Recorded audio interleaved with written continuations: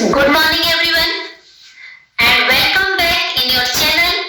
बच्चों, आज का हमारा टॉपिक बहुत ही ज्यादा इम्पोर्टेंट है, ना केवल आपके कोर्स के लिए बल्कि ये और भी जितने भी कॉम्पिटिटिव एग्जाम है कॉमर्स से रिलेटेड उन सभी के लिए। तो बच्चों, आज हम लोग पढ़ेंगे मैनेजरियल अकाउंटिंग। और मैनेजरियल अकाउंटिंग का एक बहुत ही, अगर बोला जाए तो मेन इंक्लूसिव टॉपिक वो हम लोग आज देखने वाले हैं। इसका नाम है cost volume analysis. Cost volume profit analysis, actually profit analysis. ठीक है ना बच्चों, ये टॉपिक एक ऐसा इंपॉर्टेंट टॉपिक है जो आपको आपके कोर्स में एमकॉम में तो आपको इसको पढ़ना ही है, साथ में आपका बीबीए, एमबीए, साथ में नेट का एग्जाम जो है जो बच्चे दे रहे हैं उनका, और अदर जो जितना भी कॉम्पिटिटिव एग्जाम है, ये सभी के लिए ये टॉपिक जो है काफी ज्यादा इंपॉर्टेंट है।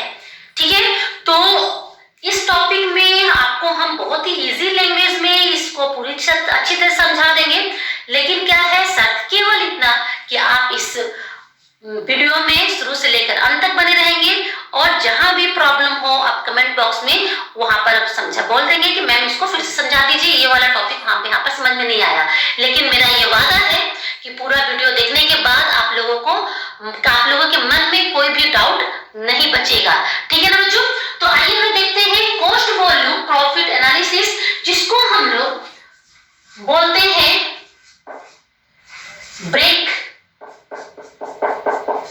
इवन पॉइंट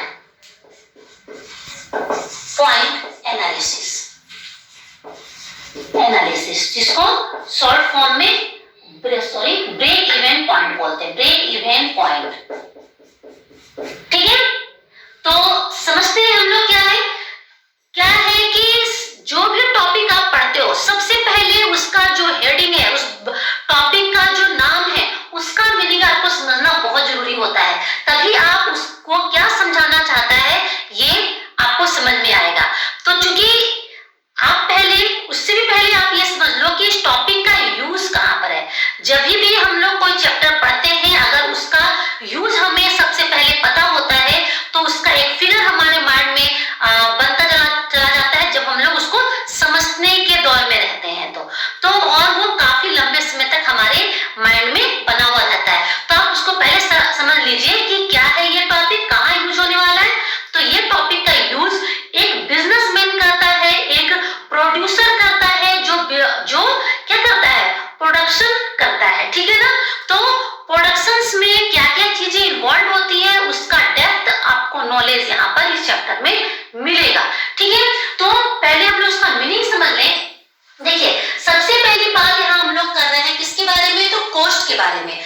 हर एक तरह के प्रोडक्शन में दो तरह के कॉस्ट इन्वॉल्व होते हैं। प्रोडक्शन में दो तरह के कॉस्ट इन्वॉल्व होते हैं।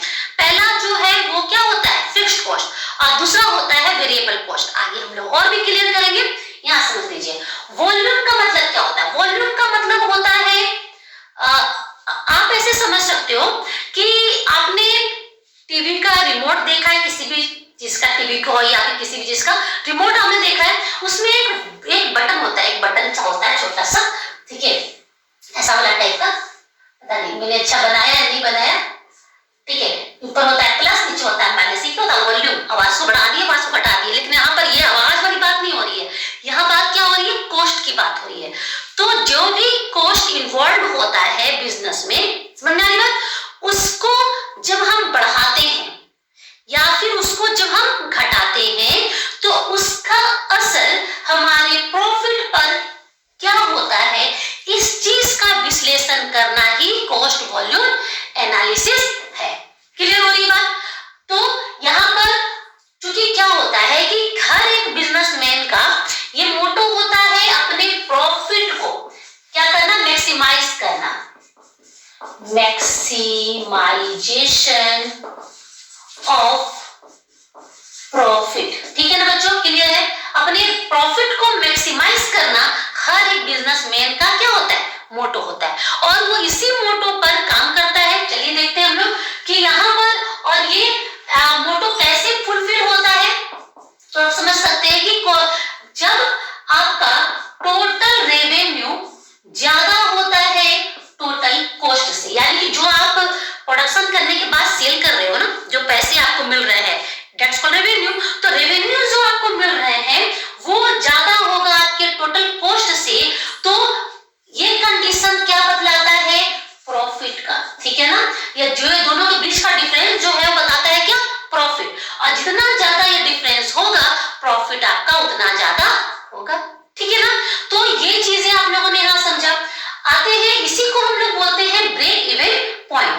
तो ब्रेक का इवन पॉइंट का मीनिंग क्या हुआ, ब्रेक का मतलब क्या हुआ कि कोई स्ट्रेट लाइन है उसको, मतलब ब्रेक मतलब क्या होता है, तोड़ना। ब्रेक मतलब क्या होता है, टूट जाना, तोड़ना, है ना, तोड़ना या फिर बराबर माने कि बांटना, तोड़ना या बांटना, दो अलग अलग हिस्सों में बांटना।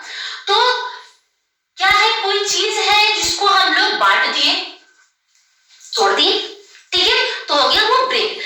इवेंट का मतलब क्या हुआ, इवेंट का मतलब बच्चों आप लोगों ने पढ़ा है ओड इवेंट, है ना, इवेंट। ओड नंबर क्या होता है, ओड नंबर होता है 2 ये 1 3 5, ठीक है ना, 7, ये क्या होता है, जो जिस विषम संख्या, समझ में आ रही बात। इवेंट नंबर क्या होता है 2 4, है ना, 6। तो इवेंट हम लोग वहीं से वर्ड, ये वर्ड वहीं से आया हुआ इवेंट और वर्ड। तो यहाँ पर क्या है कि इवेंट का मतलब हुआ कि जिसका जो सम संख्या है, यहाँ पर इसका यूज जो किया जा रहा है वो किसके लिए किया जा रहा है, तो दो बराबर बराबर हिस्सों में तोड़ना या दो बराबर बराबर हिस्सों में बांटना।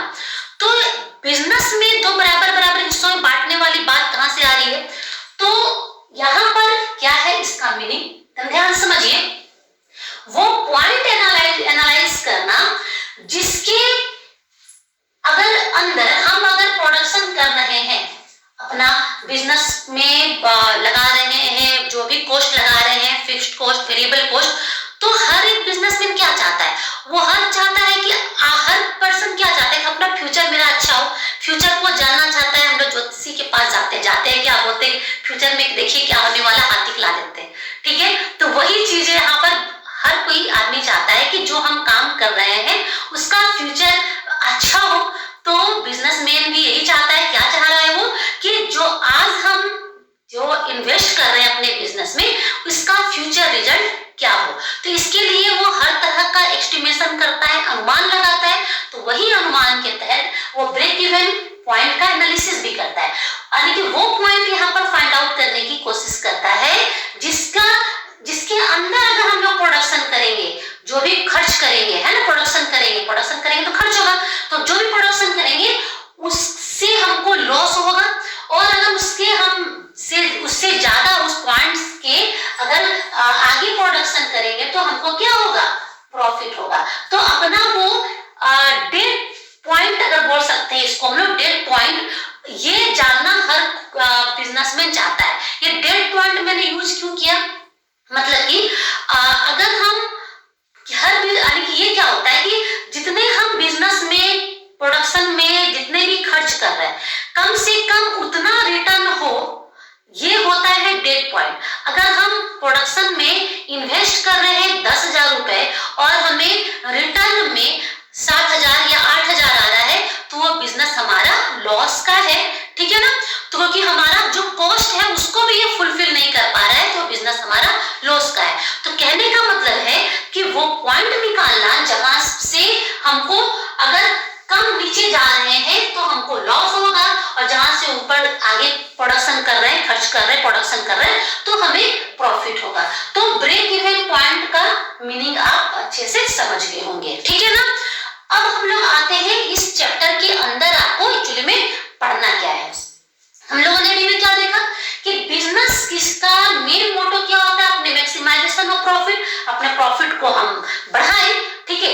लेकिन क्या है कि बढ़ाने का मतलब वो नहीं है कि अपने क्वालिटीज को कम करें, क्वालिटीज को मेंटेन करते हुए हम अपने टोटल रेवेन्यूज और टोटल कॉस्ट के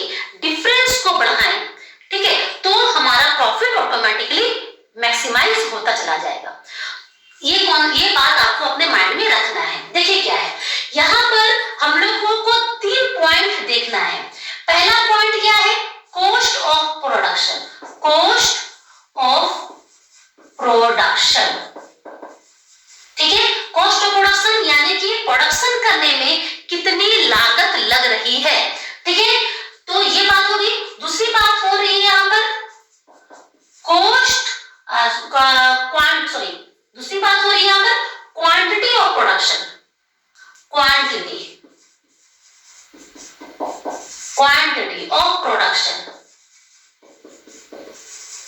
हम समान ये दाम तो लगा रहे हैं, लागत तो लगा रहे हैं, खर्च तो कर रहे हैं, लेकिन कितनी क्वांटिटीज में हम प्रोडक्शन कर पा रहे हैं, ये हमारा एक पॉइंट है। और नेक्स्ट पॉइंट आते हैं हम लोग अपने प्रॉफिट में, जो बिजनेस का मेन मोटो होता है।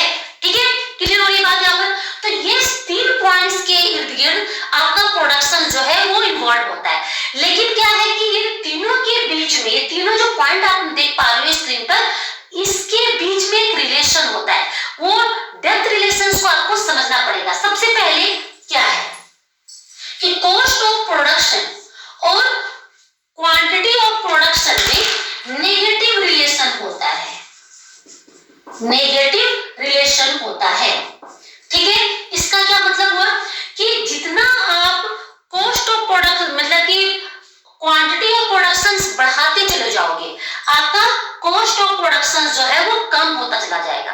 यानी जितनी मात्रा में आप प्रोडक्शन, जितना ज्यादा प्रोडक्शन आप करोगे पर यूनिट, आपका कॉस्ट जो है प्रोडक्शन का वो कम होगा। जैसे कि आपने खर्च किया, यहाँ पर आप समझ सकते हो ये बात को कि आपने कहा फिक्स्ड कॉस्ट है जो कांस्टेंट होता है, जिसको आप चेंज नहीं कर सकते हो और ना ही इसको आप अवॉइड कर सकते हो। बिजनेस में अगर आप प्रोडक्शन करना है तो आपको फिक्स्ड कॉस्ट को इन्वॉल्व करना ही पड़ेगा। फिक्स्ड कॉस्ट और यहाँ पर आता है वेरिएबल कॉस्ट। अगर प्रोडक्शन करते हो वेरिएबल कॉस्ट, इसी को हम लोग बोलते हैं क्या, टोटल कॉस्ट। इसी का जो ऐड होता है वो टोटल कॉस्ट होता है। तो टोटल कॉस्ट मान लिया कि ये हो गया 10,000, एक हमने एग्जांपल लिया कि हो गया क्या 10,000। अब यहाँ पर है कि जितनी क्वांटिटीज हम बढ़ाएंगे तो ये भी बढ़ेगा। नो डाउट कि हमारा प्रोडक्ट, जब क्वांटिटी हम प्रोडक्शन बढ़ाएंगे तो हमारा फिक्स्ड कॉस्ट और वेरिएबल कॉस्ट तो बढ़ेगा। वेरिएबल कॉस्ट कैसे बढ़ता है, जितना ज्यादा प्रोडक्शन करते जाएंगे वेरिएबल कॉस्ट बढ़ता जाएगा। एकदम समझ में, एकदम सिंपल सा बात है यहाँ पर, क्योंकि फिक्स्ड कॉस्ट कांस्टेंट होता है, वेरिएबल कॉस्ट प्रोडक्शन के साथ में बढ़ता चला जाएगा। तो इस फिक्स्ड कॉस्ट में अगर क्वांटिटी बढ़ाते हैं तो मान लिया कि और इंक्रीजमेंट होता है, लेकिन अगर हम 2,000 और एक्स्ट्रा लगा करके हम अगर 10,000 में अगर हम लोग 1,000 क्वांटिटीज ऑफ प्रोडक्ट प्रोड्यूस कर रहे हैं, तो हम अगर 2,000 और एक्स्ट्रा लगा लेंगे तो जाहिर सी बात है कि यहाँ पर हम लोग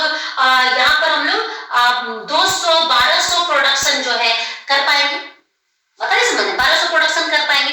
तो यहाँ पर आप देख पाओगे कि पर यूनिट जो कॉस्ट आएगा गुड्स का वो कम होता चला जाएगा। तो यहाँ पर हम लोग 10 से अगर बात करेंगे तो यहाँ अगर 10 रुपया हमारा क्या आ रहा है, कॉस्ट आ रहा है, तो इस हिसाब से हम लोगों का कॉस्ट जो है और भी कम होता है। अब यहाँ पर आ रहे हैं, इस चीज को यहाँ पर समझ लीजिए 12,000।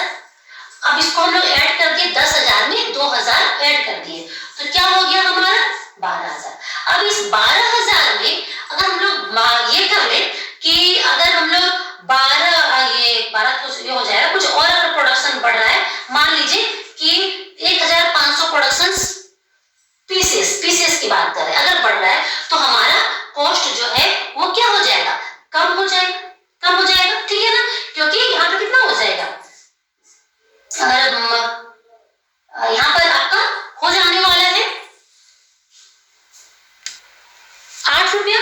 ठीक है ना, तो जैसे ही आपने क्या किया, कॉस्ट ऑफ प्रोडक्शन बढ़ाया, आपका पर यूनिट जो कॉस्ट है, पर यूनिट जो कॉस्ट है वो क्या हो गया, कम हो गया। तो यहाँ पर ये मीनिंग आपको समझ में आ रहा होगा, कॉस्ट ऑफ प्रोडक्शन और क्वांटिटी ऑफ प्रोडक्शन में नेगेटिव रिलेशन होता है। ये बात आपको ध्यान रखना है, आगे भी हमको इसमें यहाँ पर ये कॉन्सेप्ट काम आएगा जब हम लोग ब्रेक इवन पॉइंट को समझेंगे। अब यहाँ पर देख लीजिए कि जो कॉस्ट ऑफ प्रोडक्शन और यहाँ पे कॉस्ट ऑफ प्रोडक्शन और प्रॉफिट के रिलेशंस की बात करते हैं। Cost of production and profit में क्या होता है, इसमें भी क्या होता है, नेगेटिव रिलेशन होता है, नेगेटिव रिलेशन होता है, माइनस वाला। कैसे, आपका जितना कॉस्ट बढ़ेगा, जितना कॉस्ट आपका बढ़ेगा, प्रॉफिट आपका उतना कम होगा। आप प्रोडक्शन में ज्यादा खर्च करोगे तो आपका रेवेन्यूज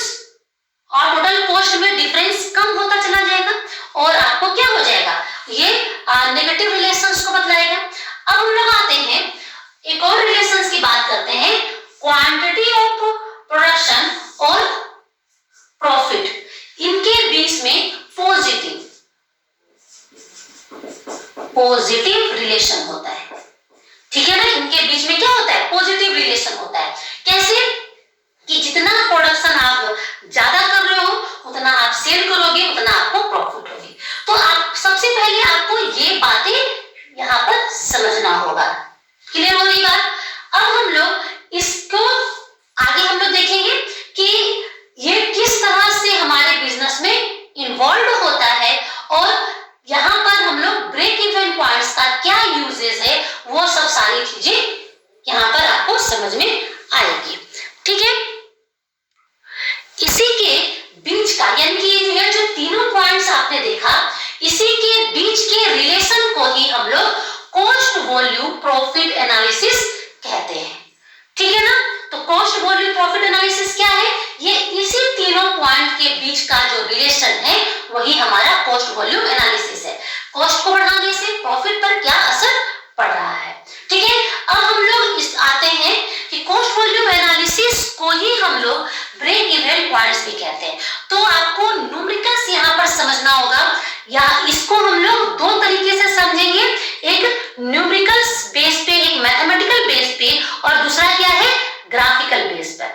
तो दो पॉइंट पर हम लोग अब इसको ब्रेक इवन पॉइंट को समझेंगे बच्चों। तो ठीक है, आगे हम लोग देखते हैं। ओके, तो हम लोग यहाँ पर समझते हैं ब्रेक इवन पॉइंट्स। पहले डेफिनेशन से आते हैं, ब्रेक इवन पॉइंट क्या है। तो break even point analysis is a costing technique. ये क्या है, जो भी प्रोडक्शन है, जो भी गुड्स है, उसका कॉस्ट निकालने का एक टेक्निक है। ये कॉस्ट अकाउंटिंग से जुड़ा हुआ एक टेक्निक है। ठीक है ना, तो ये कॉस्टिंग टेक्निक है दैट हेल्प, ये किस चीज में हेल्प करता है, तो एक्जीक्यूटिव प्रॉफिट प्लानिंग में। प्रॉफिट हमारा अभी हम जो इन्वॉल्व कर रहे हैं बिजनेस में कॉस्ट, उससे हमारा प्रॉफिट क्या होगा इन फ्यूचर, इसका प्लानिंग करने में ब्रेक इवन पॉइंट एनालिसिस जो है ये हमें हेल्प करता है। ठीक है ना, इसका यूजेस समझ में आ गया। एक्चुअली ब्रेक इवन पॉइंट होता क्या है, तो break even point is defined, इसको कैसे डिफाइन कर सकते हैं, तो ये क्या है, वॉल्यूम ऑफ एक्टिविटीज है। ये एक्टिविटीज इसमें इन्वॉल्व होता है, किस तरह एक्टिविटीज, जहां पर total sale revenue, total sale जो है, सेल जो हम लोग करते हैं, उसके बाद आफ्टर दैट हम लोग रेवेन्यूज जो एंजॉय करते हैं, रिसीव करते हैं। ठीक है ना, तो टोटल सेल रेवेन्यू ये क्या होता है, एग्जैक्टली इक्वल होता है टोटल कॉस्ट ऑफ आउटपुट, जितना जो आउटपुट प्रोड्यूस और सेल, यानी कि जो सेल करने के बाद जो हमें रेवेन्यू हमने जो रिसीव किया, जो सेल करने के बाद जो पैसा होता है, जो हम रिसीव करते हैं, वो हमारा प्रॉफिट नहीं होता, वो क्या होता है, वो हमारा रेवेन्यू होता है। अब उस रेवेन्यूज में हम लोग क्या करते हैं, कॉस्ट को माइनस करते हैं और वो हमारा प्रॉफिट बतलाता है। ठीक है ना, जब हम ये प्रॉफिट समझ में आया, प्रॉफिट का कॉन्सेप्ट, जो हमने सामान को बेचने के बाद जो हमने रिसीव किया और उस सामान को बनाने में जो पैसे लगे, उनके बीच का डिफरेंस प्रॉफिट होता है, जिसको मैंने अभी भी क्लियर किया। लेकिन ब्रेक इवन पॉइंट क्या बताता है कि जितना आपने सामान को बेचने के बाद आपने जो रिसीव किया, that's called revenue, total revenue, और जो आपने उस प्रोडक्ट्स को बनाने में जो खर्च किया, वो क्या है, वो है आपका टोटल कॉस्ट। तो ये दोनों क्या होता है, इक्वल होता है, यानी कि ये बतलाता है कि total revenue are equal from total cost. ठीक है ना, तो ये चीज ही जो है वो ब्रेक इवन एनालिसिस है। अब यहाँ पर आप समझ लो कि ब्रेक इवन एनालिसिस को जब हम लोग फाइंड आउट करते हैं तो हमें कुछ बातों को ध्यान में रखना जरूरी है। इसको हम लोग बोलते हैं exemption of break even analysis. तो हम लोग क्या एग्जेम्पशन करते हैं, क्या हम लोग क्या बोलते हैं, अनुमान लगाते हैं, किस बात को ध्यान में रखते हैं, ब्रेक इवन पॉइंट्स को ध्यान रख ये कैलकुलेट करने के लिए। तो सबसे पहला बात क्या है कि टोटल कॉस्ट में इन्वॉल्व होता है फिक्स्ड कॉस्ट। बच्चों, फिक्स्ड कॉस्ट वही कॉस्ट है जिसको हम लोग प्रोडक्शन में अवॉइड नहीं कर सकते, यानी कि अगर हमको प्रोडक्शन करना है तो ये फिक्स्ड कॉस्ट हमको डेफिनेटली करना ही पड़ेगा। कहीं पर लैंड है, वो लैंड बिजनेस करने के लिए बिजनेस हम हवा में नहीं कर सकते, अगर हवा में करना हो तो हवा का भी कॉस्ट होता है, ठीक है, लेकिन ये नहीं कर सकते। लैंड है तो लैंड को हमको परचेज करना पड़ेगा या फिर हायर करना पड़ेगा, तो उसका एक वैल्यू है, उसका एक कॉस्ट है, दैट्स कॉल्ड फिक्स्ड कॉस्ट। अब हम उस कॉस्ट में एक प्रीमिसेस स्टेबल कर रहे हैं, कारखाना बना रहे, फैक्ट्रीज बना रहे, तो उसमें मशीनें जो हम लोग लगा रहे हैं, अभी हम प्रोडक्शन नहीं कर रहे हैं, अभी हम क्या कर रहे हैं, प्रोडक्शन करने के लिए ये सब चीजों को तैयार कर रहे हैं, तो ये हमारा क्या हो गया, इसमें जितने भी खर्च हो रहे हैं वो हमारा फिक्स्ड कॉस्ट है। अगर हम इनको नहीं करेंगे तो हम प्रोडक्शन नहीं कर सकते। समझ में आ गई फिक्स्ड कॉस्ट का डेफिनेशन। अब आते हैं इसमें वेरिएबल कॉस्ट, तो जितने भी चीजें फिक्स्ड कॉस्ट हमने इन्वॉल्व कर दिया, अब क्या है कि प्रोडक्शन कर रहे हैं, तो प्रोडक्शन करने में जिस भी चीजों को हम बना रहे हैं उसका मटेरियल्स हम लोग लगा रहे हैं, लेबर्स उसमें लगा रहे हैं, फ्यूल एंड गैसेस हम लोग उसमें लगा रहे हैं, जो भी उस प्रोडक्ट को बनाने में जो मटेरियल्स, लेबर्स और डायरेक्ट एक्सपेंसेस लग रहे हैं, इनडायरेक्ट एक्सपेंसेस लग रहे हैं, वो सब हमारा होगा वेरिएबल कॉस्ट। तो यहाँ पर ये बात आपको क्या ध्यान रखना पड़ेगा, प्रोडक्शन करेंगे तो वेरिएबल कॉस्ट होगा, नहीं करेंगे तो वेरिएबल कॉस्ट नहीं होगा, जाहिर सी बात है, क्लियर हो रही है।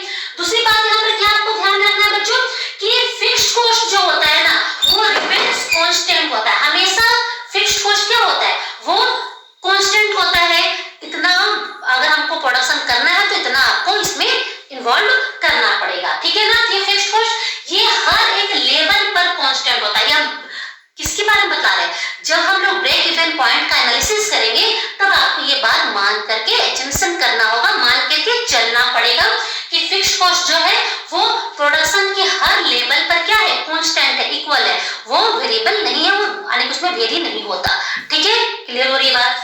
आगे हम लोग आते हैं कि सेलिंग प्राइस जो है वो रिमेन्स अनचेंज, यानी कि क्योंकि बिजनेस में जब हम लोग बिजनेस के एनवायरमेंट में आते हैं तो सेलिंग प्राइस को हमको अकॉर्डिंग टू हमारे जो राइवल्स हैं, हमारे कंपटीटर्स हैं, हमारे जो भी बिजनेस से में इन्वॉल्व लोग हैं, उनसे हमको अपना क्या करना पड़ेगा, सेलिंग प्राइस को कम ज्यादा करना पड़ेगा। लेकिन हम लोग जनरली सेलिंग प्राइस को टच नहीं करते हैं, हम लोग क्या करते हैं अपने कॉस्ट ऑफ प्रोडक्शन को ही मतलब कम करने का अधिकतर प्रयास करते हैं, ठीक है ना।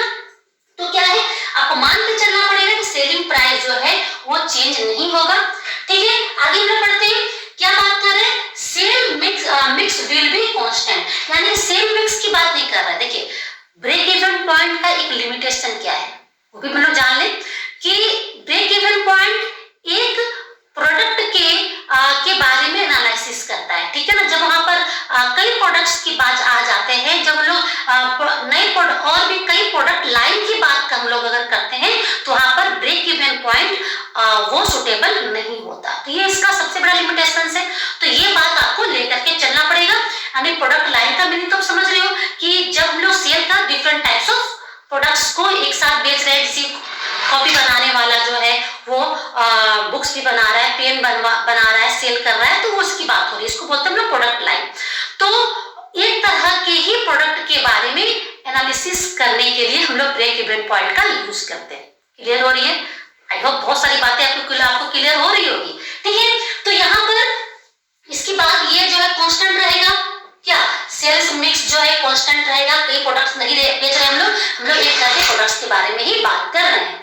अब हम लोग आ रहे हैं क्या, cost are valued at marginal cost, ठीक है ना। जब लोग कॉस्ट की बात करेंगे तो हम लोग स्टॉक्स की बात करेंगे तो मार्जिनल कॉस्ट की बात करेंगे। मार्जिनल कॉस्ट मतलब कि क्या होता है कि हर एक उत्पादन में जो भी कॉस्ट लगा ना, उसके एक प्रोडक्ट के प्रोडक्शन में हमको क्या कॉस्ट लग रहा है उसकी बात करेंगे। हम लोग एक प्रोडक्ट की बात करेंगे, लेकिन एक प्रोडक्ट में वन पीस की भी हम लोग यहाँ बात कर रहे हैं, ठीक है। तो इसको हम लोग मार्जिनल कॉस्ट करेंगे, एक पीस बनाने में कितना खर्च लगा उसकी बात करेंगे हम लोग। यहाँ पर क्या है, variable cost vary in direct production to the volume of output, यानी कि क्या कह रहा है, वेरिएबल कॉस्ट जो है वो प्रोडक्शंस के साथ साथ वो क्या करेगा, वेरी करेगा। तो इन बातों को ये जो 6 पॉइंट्स है हमको ध्यान में लेकर के चलना है जब हम लोग ब्रेक इवन पॉइंट्स का एनालिसिस करते हैं या कॉस्ट वॉल्यूम प्रॉफिट का एनालिसिस करते हैं। अब इसको हम लोग समझते हैं एक ग्राफ के रूप में। आइए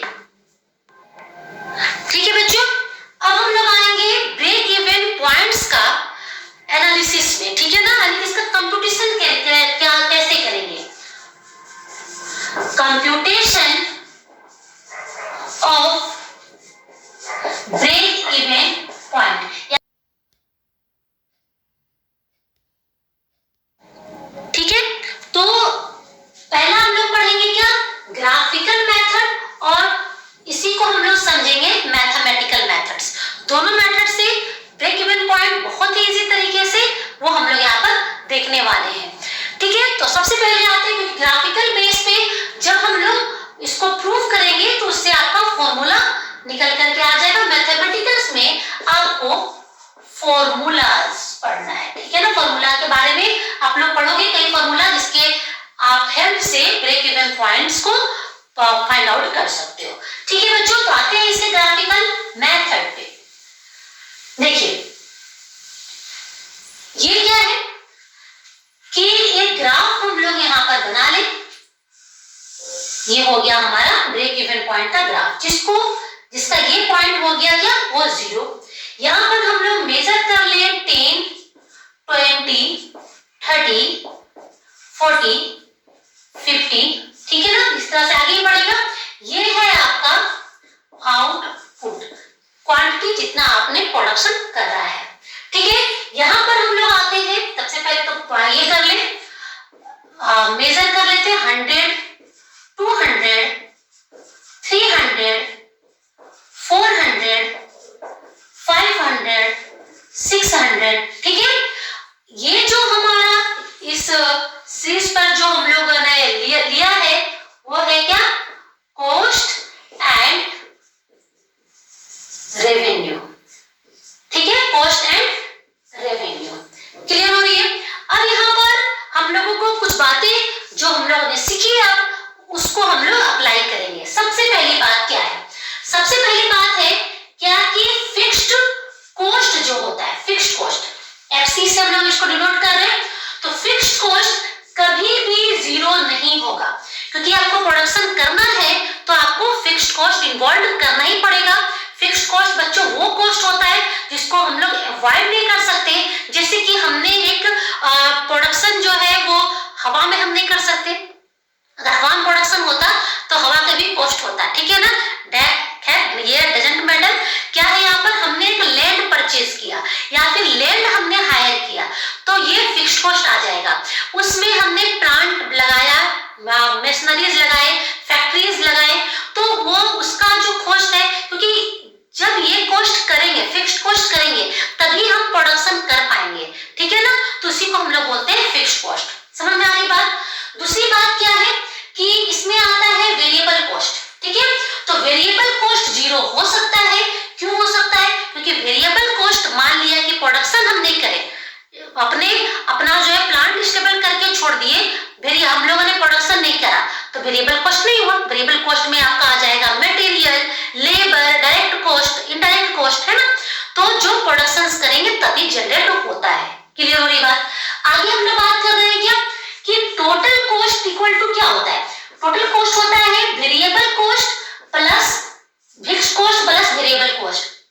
तो अगर ये होगा तो जाहिर सी बात है कि फिक्स्ड कॉस्ट जब 0 नहीं होगा तो जाहिर सी बात है कि टोटल कॉस्ट भी कभी भी 0 नहीं होगा। आपको ये बात यहाँ पर ध्यान में लेकर के चलना है। देखिए बहुत इजी लैंग्वेज में एकदम साफ आईना आपके सामने, आपके माइंड में मैं कर दूंगी इस ग्राफ को लेकर के, ठीक है ना। तो हमने जो बातें यहाँ पर की है उसको हम लोग ग्राफ में इनपुट कर दें। देखिए सबसे पहली बात क्या है कि हम एक पॉइंट ले रहे हैं, उसी पॉइंट से हम लोग आगे बढ़ते हुए जा रहे हैं। जो हम लोग ये जो कर्व हमने लिया वो क्या है, ये है आपका फिक्स्ड कॉस्ट का। हमने क्या एजम्पशन किया कि फिक्स्ड कॉस्ट है वो 0 नहीं हो सकता। तो ये हर प्रोडक्शन के लेवल पर क्या होता है, कांस्टेंट होता है, इक्वल होता है। ठीक है, तो हमने एक पॉइंट से फिक्स्ड कॉस्ट को हमने क्या कर लिया, आगे बढ़ा दिया। अब देखिए बात क्या हो रही है वेरिएबल कॉस्ट की। तो वेरिएबल कॉस्ट 0 होगा, किस बेस पे 0 होगा, तो ये यहाँ पर हम लोग एक चीज लेकर ले, यहाँ पर लिखिए ना total fixed cost, total fixed cost. और ये वाला जो कर्व है ये टोटल वेरिएबल कॉस्ट हो गया बच्चों। ये दोनों बात आपको क्लियर हो गई है। ठीक है, आगे हम लोग तो आगे देख रहे हैं हम लोग यहाँ पर क्या है कि जब और इस वाले पॉइंट्स में हम लोग आ जाते हैं जब वेरिएबल कॉस्ट तो हमारा टोटल कॉस्ट भी जीरो नहीं होगा। तो क्योंकि टोटल कॉस्ट में फिक्स्ड कॉस्ट इन्वॉल्व है, तो फिक्स्ड को जो टोटल कॉस्ट का जो कर्व है हम लोग वहीं से उठाएंगे जहां से आपका टोटल फिक्स्ड कॉस्ट का कर्व है। तो ये जो है आपका क्या है, टोटल कॉस्ट है। अब देखिए यहाँ पर बात क्या हो रही है, बात ये हो रही है कि हमने ये चीजें क्या करी, इनपुट करा, क्या फिक्स्ड कॉस्ट हमने इनपुट करा प्रोडक्शन में, वेरिएबल कॉस्ट इनपुट किया, जिससे हमारा टोटल कॉस्ट हमने जनरेट किया। अब आ रही है बात रेवेन्यू की, तो रेवेन्यूज वो जीरो से जाएगा, रेवेन्यूज ये जीरो से स्टार्ट होते हुए आगे बढ़ेगा, पहले रेवेन्यूज कम होगा फिर धीरे धीरे वो बढ़ेगा। तो रेवेन्यूज को आपके कर्व को हम लोग कहां से लेके जाएंगे, जीरो से लेकर के जाएंगे।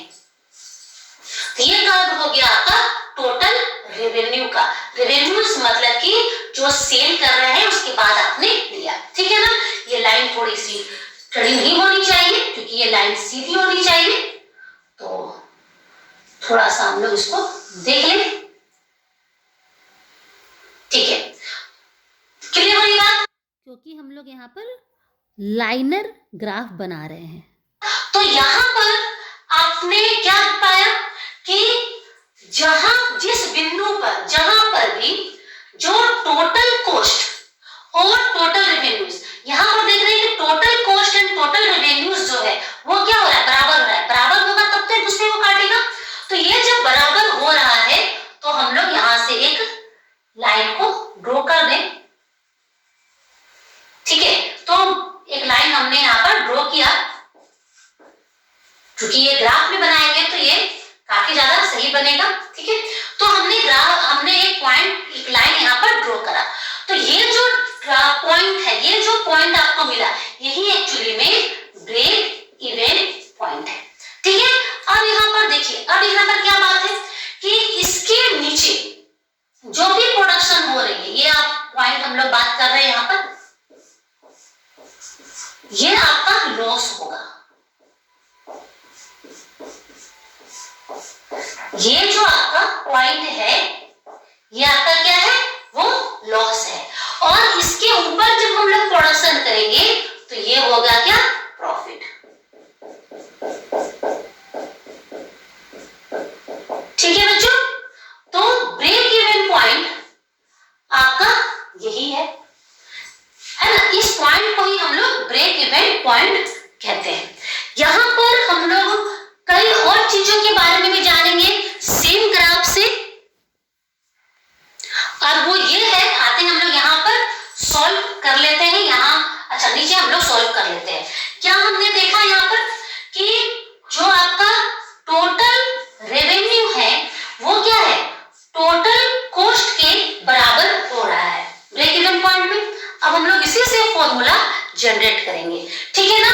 तो देखिए क्या बात हो रही है, टोटल रेवेन्यूज की जहां पर बात हो रही है, टोटल रेवेन्यूज में क्या चीजें इन्वॉल्व है, तो क्वांटिटी जो सेल करने के बाद हमें मिल रहा है, तो प्राइस, यहां पर हम लोग बात कर रहे हैं प्राइस की और इनटू क्वांटिटी की, प्राइस की क्वांटिटी की, कितनी क्वांटिटीज में कितने प्राइस में हम सामान को बेच रहे हैं, ये क्या है आपका टोटल रेवेन्यूज, ठीक है।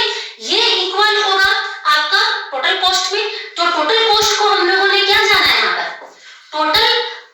Total fixed cost plus total variable cost, ये हमारा फॉर्मूला को हम लोग जनरेट कर रहे हैं, ठीक है। अब हम लोग यहाँ पर एक पॉइंट, तो यहाँ पर आप आगे बढ़े, अब आगे हम लोग एक पॉइंट और जा रहे हैं, ठीक है, जिसमें आपका क्या हो जा रहा है, हम लोग प्राइस को पी कर ले और यहाँ पर क्यू कर लेते हैं, ठीक है ना। क्योंकि कितनी क्वांटिटी पर हम लोग सामान बेचें कि हमारा जो है उसके नीचे का अगर बेचते हैं या कुछ एक्टिविटीज होती है तो लॉस होती है, उसके ऊपर का प्रॉफिट होता है। इसीलिए हम लोग इस क्वांटिटी को ब्रेक इवन क्वांटिटीज लेकर के ही चलते हैं, यानी कि हम लोग क्यूबी की क्वांटिटीज ही है लेकिन क्यूबी लेकर के चल रहे हैं क्योंकि ब्रेक इवन पॉइंट को बता रहा है। आगे हम लोग बढ़ते हैं, टोटल फिक्स्ड कॉस्ट जो है वो टोटल वेरिएबल कॉस्ट प्लस होगा टोटल, मतलब कि टोटल कॉस्ट का। अब आ रहे हैं क्या कि टोटल जो वेरिएबल कॉस्ट है उसको हम लोग कैसे लिख सकते हैं, क्योंकि हमने बात किया मार्जिनल कॉस्टिंग की। तो मार्जिनल कॉस्टिंग कहां पर आ जाएगा, तो average variable cost, average variable cost सामान को बेच रहे हैं और उसके संख्या से, कितने नंबर्स ऑफ क्वांटिटीज को हम लोग सेल कर रहे हैं उससे जब डिवाइड करते हैं तो हमारा जितना भी खर्च लगा ना उसको अगर जितना हमें वेरिएबल कॉस्ट लगा, एकदम सिंपल सी बात है, कहीं से भागना नहीं है आपको, दिमाग को दर्द नहीं भटकाना है। क्या है कि जितना हमने वेरिएबल कॉस्ट इन्वॉल्व किया वो और कितना नंबर ऑफ क्वांटिटीज हमने मतलब प्रोड्यूस किया उससे हम लोग डिवाइड करेंगे तो वेरिएबल कॉस्ट निकल जाएगा आपका, ठीक है ना।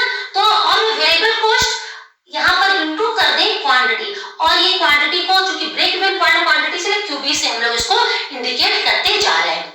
क्लियर हो रही है बच्चों। आगे हम लोग आते हैं, यानी कि जो है आगे हम लोग आगे बढ़ते हैं कि इस चीज को fix, total fixed cost, total fixed cost, अब हम लोग इसी इक्वेशंस को लेकर के आगे बढ़ेंगे। टोटल फिक्स्ड कॉस्ट है, इसको हम लोग यहाँ पर रख दें और P इंटू QB को, और ये वाला जो है इसको हम लोग इक्वल टू के इधर लेकर के आएंगे, तो प्लस में है तो क्या हो जाएगा, माइनस में हो जाएगा QB, ठीक है। आगे बढ़ रहे हैं तो कि नीचे हमको लगता है कि नहीं दिखेगा, तो हम लोग यहाँ पर आकर के यहाँ पर हम लोग शो कर रहे हैं। ये हमारा इक्वेशंस बढ़ता चला जा रहा है, देखिए ये QB है, ठीक है। अब यहाँ पर क्या हो रहा है कि total fixed cost, total fixed cost, मैं बिल्कुल हार्डली नहीं करूंगी, एकदम से समझा करके ही जाऊंगी। तो टोटल फिक्स्ड कॉस्ट जो है इसी इक्वेशन में आ रहे हैं, QB को हम लोग क्या कर रहे हैं, हम लोगों ने कॉमन लिया तो बचा क्या यहाँ पर, QB को हमने कॉमन लिया तो price minus average variable cost बच रहा है, प्राइस माइनस वेरिएबल कॉस्ट बच रहा है। और ये प्राइस क्या है, प्राइस आपका सेल की बात कर रहा है, प्राइस यानी कितना प्राइस में आपने बेचा। तो अब आते हैं QB को, अगर हम लोग यहाँ पर निकाल लें QB यानी ब्रेक इवन पॉइंट को निकाल लें तो यहाँ पर क्या फॉर्मूला मिलेगा, total fixed cost divided by P minus average variable cost, ठीक है। तो यही आपका ब्रेक इवन पॉइंट का बेसिक फॉर्मूला है, क्या है, fixed cost minus sales minus variable cost, ठीक है ना, वेरिएबल कॉस्ट, इसको हम लोग शॉर्ट फॉर्म में लिखते हैं, ज्यादा अच्छा रहेगा, वेरिएबल कॉस्ट। तो ये फॉर्मूला आपका क्या हो रहा है, प्रूव हो रहा है। इसे आप अपने आंसर राइटिंग में पुट करोगे इस इक्वेशंस को सॉल्व करते हुए, ठीक है। अब हम लोग आगे आते हैं, इसके और अदर्स वेरिएबल्स और अदर्स वाले फॉर्मूला को हम लोग देख लें और क्या क्या फॉर्मूला है, ठीक है। यहां पर हम लोग ब्रेक इवन पॉइंट में मार्जिन ऑफ सेफ्टी और पीवी रेशियो इसके बारे में भी पढ़ते हैं, ठीक है ना। तो यहाँ पर इस क्लास में, चूंकि ये क्लास काफी लंबा हो जाएगा, तो यहाँ पर हम लोग ब्रेक इवन पॉइंट्स को देख लेंगे। तो यह सबसे पहले आते हैं, इसका ग्राफिकल तो हो गया है, ग्राफिकल बेस आपको समझ में आ गया। अब आते हैं इसके मैथमेटिकल बेस पर। तो मैथमेटिकल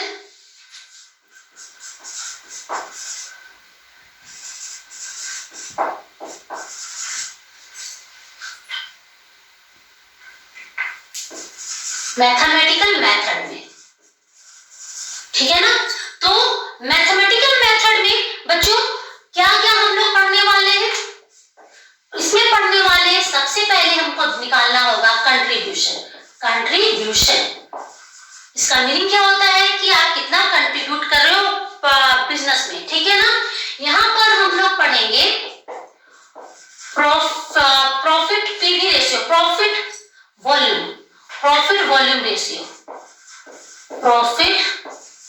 वॉल्यूम रेशियो के बारे में पढ़ेंगे। हम लोग इसको P/V रेशियो के नाम से भी जानते हैं, ठीक है। यहाँ पर हम लोग पढ़ेंगे ब्रेक इवन पॉइंट का फॉर्मूला, एनालिसिस करेंगे, एनालिसिस मैथमेटिकल बेस पे इसका फॉर्मूला जानेंगे, और हम लोग जानेंगे यहाँ पर margin of safety. Margin of safety, ठीक है ना। तो यहां पर आप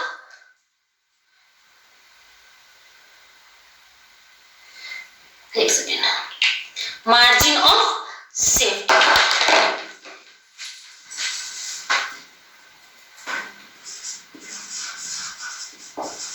ठीक है बच्चों। तो यहां पर मैथमेटिकली आपको ये फॉर्मूला देखने को मिलेगा। तो अभी आपके स्क्रीन पर एक टॉपिक आएगा, मैं फॉर्मूला बोर्ड पे नहीं बता रही हूँ, स्क्रीन पे मैं आपको सारा फॉर्मूला अभी दिखला देती हूँ। ये आपका सारा फॉर्मूला स्क्रीन पर है, जहाँ पर सबसे पहले कंट्रीब्यूशंस, उसके बाद पीवी रेशियो का फॉर्मूला, ऑल टोटल फॉर्मूला, जो भी आप क्वेश्चन में आपको काम आएगा, ठीक है। उसके बाद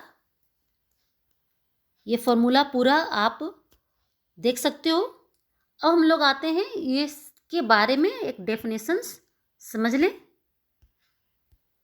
यहाँ से हम लोग अब पहले सबका मीनिंग समझते चले जाएंगे कि क्या है ये।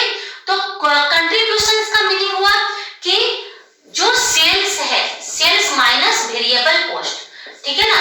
ये आपका सेल्स यानी क्या आप कंट्रीब्यूट कर रहे हो बिजनेस में, और प्रॉफिट वॉल्यूम्स क्या होता है, इसका हम लोग थोड़ा सबका एक छोटा सा डेफिनेशंस यहाँ पर देख लेते हैं, और फॉर्मूला आप स्क्रीन पर देख करके पेन डाउन कर लोगे, वीडियो काफी लंबी हो जाएगी।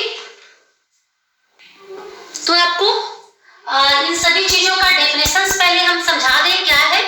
तो सबसे पहले आ रहे हैं हम लोग कंट्रीब्यूशन पर। कंट्रीब्यूशंस क्या बोल रहा है, contribution is the excess of sale over variable cost. ये क्या है कि सेल में वेरिएबल कॉस्ट का क्या कंट्रीब्यूशन है, क्या कितना इन्वॉल्व है, उसको हम लोग कंट्रीब्यूशंस कहेंगे, ठीक है ना।